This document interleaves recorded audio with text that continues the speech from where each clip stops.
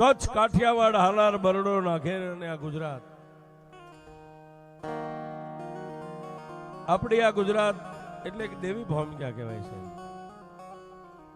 ગમે પંથકની માલબાવિયા જાઓ,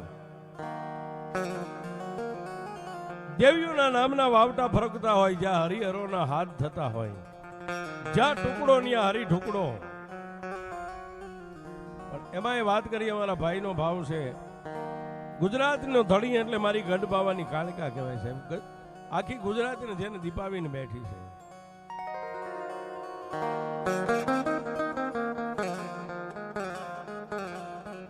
આવડિયા ગુજરાત ને એમાં ચાંપાનેર ની માલબા,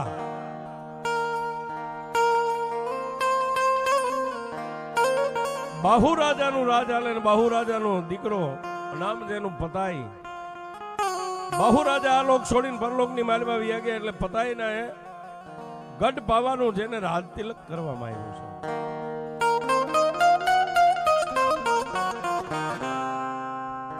જેના રજવાડાની માલબા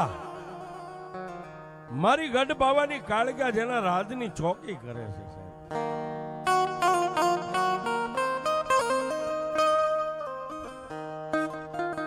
અને એ સમયની માલબા જયારે રજવાડા હતા એટલે આજુબાજુના રજવાડાના રાજાઓ પોતે પોતાનું પાણ કહેતા પોતાનું સૈન્ય લઈને એકાબીજી રાજાઓને જીતવા માટે નીકળે છે. પણ રાજા પતાઈ અને એના ધર્મપત્ની રાણી મંગળાદે મારી ગઢ પાવાની કાલુડીને એટલું જ કે હે માં, મારી પાવા નગરીની ફોજ તો એક નાની પંખીના માળા જેવડી ફોજ છે, પણ આ જે રજવાડું હંકારવીએ ને માં, એ તારા બળેથી, તારા તેજથી, તારા તેજથી ચાલે છે માં. પણ મારી કોઈ રાજા મહારાજ દરિયાની ફોજ લઈ, દરિયા જેવડી ફોજ લઈને જો કદાચ પાવાની માથે ચડાઈ કરે ને, તેથી એ મારી ગઢ પાવાની ખપર જોગણી મારી કાળકા અમારી વાર કરજે માં. તેથી રાણી મંગળા દે ને મારી ગઢ પાવાની કાલુડી એટલું જ કે હે રાણી મંગળા, બાપ મારી માથે ભરોહો રાખ, જ્યાં સુધી પાવાના ડુંગર માથે હું કાલુડી બેઠી હોય ને ત્યાં સુધી કોઈ રાજાની તેવડ નથી કે મારા ગઢ પાવાની સામે તોપનો મોરચો માંડી.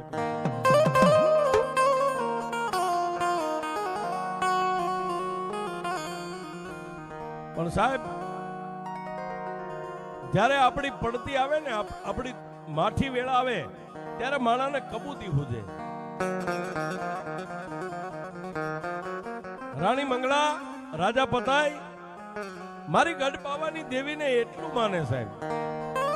અને એમાં નવરાત્રી આવે એટલે આખું ચાંપાનેર ને સોળે શણગારે સજાવી બેનું દીકરીઓ ગરબા ગાતી હોય. ચાંપાનેરના ચોકની માલપા રાજા પતાઈની રાણીઓ ગરબા ગાતી હોય. પણ વાતની મજા એ છે સાહેબ, દશેરાનો દિવસ આવે એટલે જેટલી ગરબા ગાતી હોય બધી દીકરીઓને રાજા પતાઈ ભેટ પૂજા આપે સાહેબ, વસ્ત્ર આપે, કોઈ દર દાગીના આપે. આખી ગુજરાતની માલબા ગઢ પાવાની નવરાત્રી વખણાય સાહેબ.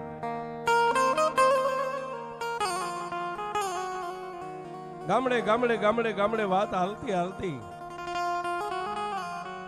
ગરવી ગુજરાતનું જેને હૃદય કહેવાય, આજનું અમદાવાદ, અમદાવાદની માલબા વાત ઠેઠ પહોંચી ગઈ સાહેબ.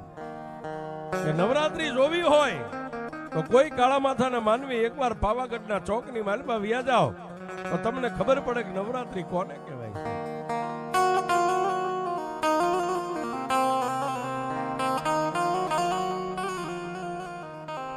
આવી વાત જેથી અમદાવાદના ચોકની માલબા ભોગી, અમદાવાદની માલબા બ્રાહ્મણનું મકાન ને બ્રાહ્મણના લગ્ન ચાંપાનેરની માલબા થયેલા સાહેબ. એટલે ઈ બ્રાહ્મણને એક દીકરી નામ જેનું ભદ્રા છે. અને ભદ્રાએ પોતાના માવતરની આમે જીદ બાંધી ગઈ, માં હે બાપ મારે મોહાળની માલબા નવરાત્રી કરવા માટે જવું છે. પણ સાહેબ જાતે બ્રાહ્મણ, પણ ભદ્રા દીકરી જ્યારે મારો ત્રિલોકનો નાથ નવરો હોય ને, જ્યારે બીબુ ઘાટ ઘડ્યો હોય ને, થોડી થોડી માટીની ઘડેલી સૂર્ય અને ચંદ્રના તેજને ઝાંખું પાડે આવું છે એનો તેજ રૂપ છે. પોતાની માં અને પોતાના બાપની રજા લઈ અને નવરાત્રીને બેહવાના 3 દી આડા છે અને અમદાવાદની માલપાથી ભદ્રા પોતાના મોહાળમાં નવરાત્રી કરવા માટે ચાંપાનેરની માલપા આવ્યા છે.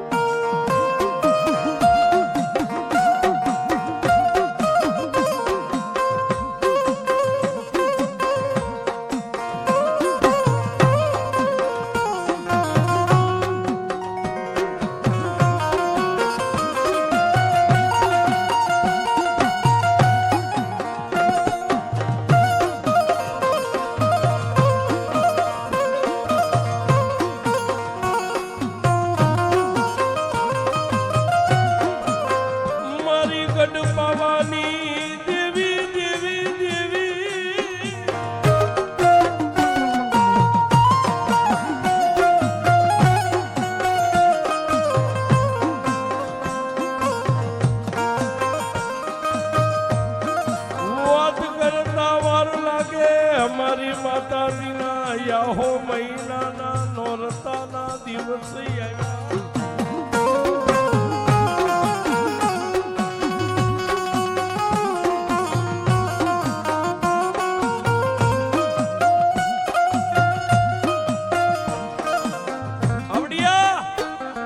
ભદ્રા દીકરી ચાંપાનેરની માલપા પોતાના મામાના ઘરે નવરાત્રી કરવા માટે અમદાવાદની માલપાથી નીકળ્યા અને ચાંપાનેરની માલપા આવી અને પોતાના માવતર સમાન પોતાના મોહાળની માલપા આવી દીકરી. 1 દી અને 2 દી વીત્યા. આહો મહિનાની નવરાત્રીના પડવાનો પહેલો દિવસ થયો છે. કોઈ માતાજીના ભુવન ભક્તોએ માતાજીના નવરાત્રીના જુવારાના સ્થાપન કર્યા. આખા ચાંપાનેરના ચોકને 16 શણગાર સજાવવામાં આવ્યા. માતાજીની ગરબી લાવીને ચોકની માલપા પધરાવી એટલે બેનો દીકરીઓ પોતપોતાના અણશોભતા ઉતારી શોભતા વસ્ત્ર હાથની માલપા દાંડિયા રહી ગયા હોય અને ચાંપાનેરના ચોકની માલપા માંડવી ફરતા બેનો દીકરીઓ રાસ ગરબા રમે છે.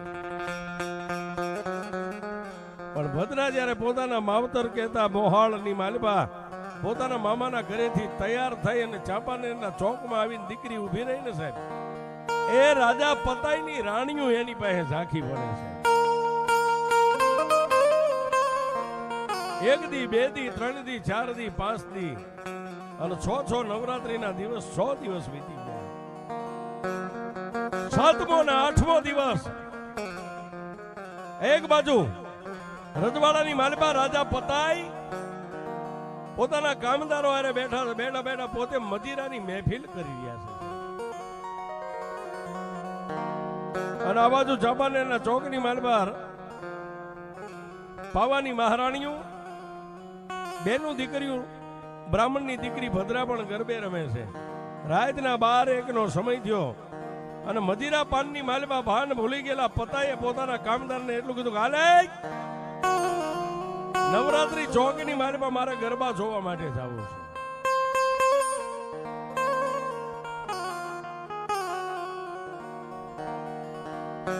રાજા પતાઈ ધીમે ધીમે ડગલા માંડ્યા મારી પાવાની દેવી દેવી.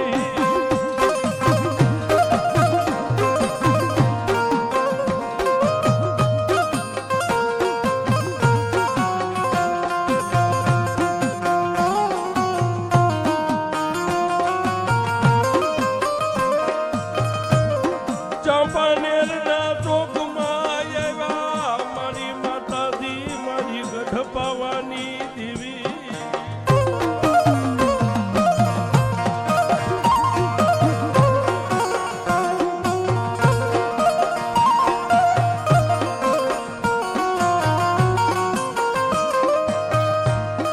ક્યાં જાય? ચાંપાનેરના ચોકની માલપા બધી દીકરીઓ પોતપોતાની મસ્તીમાં માતાજીના ગુણગાન ગાઈ રહ્યા છે. આવી બાજુમાં 2000 કામદારો છે ને રાજા પતાએ આંખોની માથે નેજવું કરીને આમ નજર કરી છે. પોતાની રાણીઓ રમે છે, પોતાની રૈયત બહેનો દીકરીઓ રમે છે, પણ આ ભદ્રા દીકરી બ્રાહ્મણના દીકરી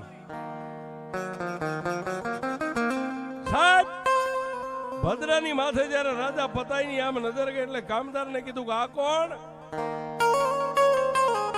કામદારે કીધું કે બાપુ અમે એને ઓળખતા નથી. સાહેબ રાસ ગરબા પૂરા થયા ચોકની માલપા લાણી લેવા માટે દીકરીઓ જ્યારે ઊભી છે. આઠમની રાતનો દિવસ છે. ધીમે ધીમે એક પછી એક દીકરીને લાણી દેતા દેતા ત્યારે ભદ્રાનો વારો આવ્યો એટલે રાજા પતાય આમ કરીને બાવડું પકડ્યું. ક્યાંથી આવો શું નામ છે? પણ ભદ્રા દીકરીએ બાવડું આમ તરછોડી નાખ્યું છે. મહારાજ અમે તમારી રૈયત કહેવાય અને એમાં હું તો આ ગામની એક ભાણેજ છું. પણ મદિરા પાનની માલમાં ભાન ભૂલી ગયેલો માણસ સાહેબ વિનાશ કાળે વિપરીત બુદ્ધિ. જ્યારે માણસનો વિનાશ થવાનો નગર સાહેબ રાજા પતાઈ જેવો માતાજી મહાકાળીનો કોઈ ઉપાસક નહીં છે.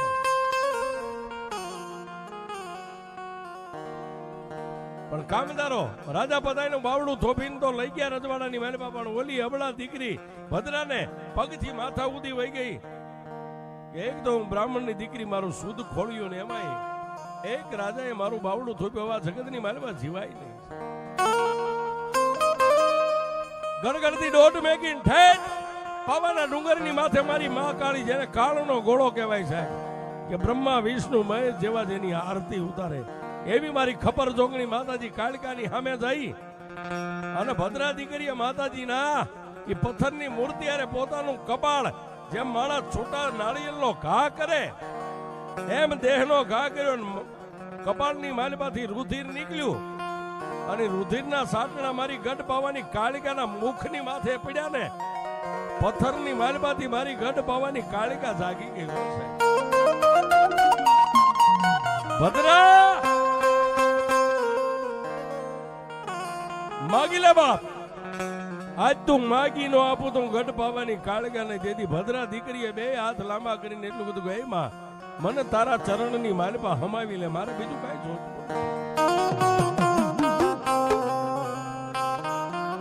જો તું ગઢ પાવાની કાળિકા બોલી હોય ને એમ કીધું કે દીકરી માગી લે, મારી તારી પાસે હીરા ઝવેરાત રૂપિયા કઈ ઘરેણા દર દાગીના માંગવા નથી. બસ તારા ચરણની માલપા મને હમાવી લેવા, જગતની માલપા જીવવું નથી. તેથી મારી ગઢ પાવાની કાળિકાએ કીધું કે દીકરી એક તો તું અબળા ને એમાં બ્રાહ્મણની દીકરી છો અને જો તને મારા ચરણની માલપા હમાવી લઉં તો પાવાના ડુંગર માથે હું કાળિકા બેહી નો શકું છું. તું તો મારી ગાય કહેવાય બાપ. અને મારી હવે જગતની માલપા રહેવું નથી. હું જીભ કાઢીને મરી જાય. માતાજી કે ખમોતે નો મરાય. પણ આજ મારા ચરણે આવી છો ને, દુનિયાની માલપા સૂર્ય ને ચંદ્ર તપે ત્યાં સુધી મારી હારો હાર તારું નામ અમર બનાવી દો. મારી કઈ રીતે કે અહીંથી પાછી તારા અમદાવાદની માલપા જા અને મદ માણેક ચોકની માલપા જઈ ઊભી રહી મને કાળકાને 3 વાર યાદ કરી અને જમણા પગની પાટું માર, ધરતી ફાટે અને જો તને મારી ગોદમાં હમાવી લઉં અને સૂર્ય ને ચંદ્ર રે ત્યાં સુધી જો અમદાવાદની માલપા એકવાર ભદર કાળી કરી નો બે હરું ગઢ પાવાની કામ.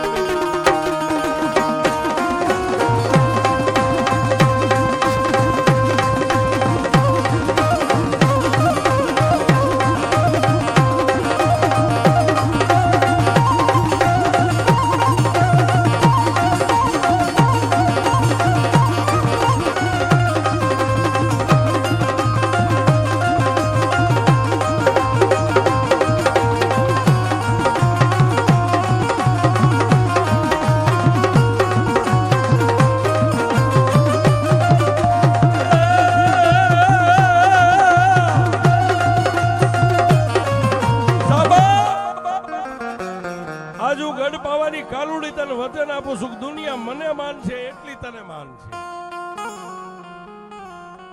વહી જા તારા વતન, તારા ગામ ભેગી અમદાવાદ ભેગી થઈ જાય. સાહેબ આજની તારીખમાં ચોકમાં ભદ્રકાળી બેઠી છે